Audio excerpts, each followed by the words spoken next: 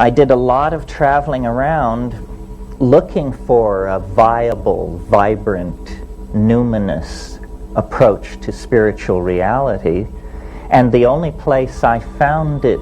was in the Amazon basin, where, as you know, there are extremely archaic groups of people who never submitted themselves to the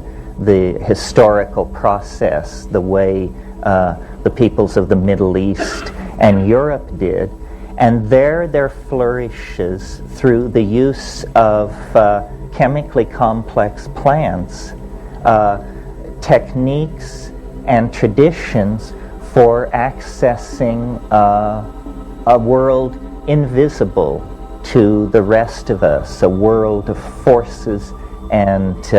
information. As we studied the psychoactive plants of the world, especially the New World tropics, where they seem to be concentrated, we were simultaneously exalted by the realization that we had found a doorway,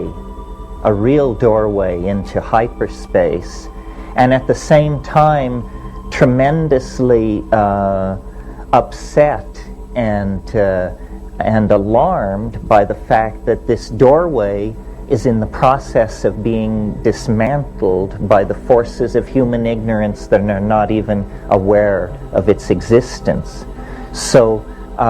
this was the impulse behind the decision on the part of my partner Kat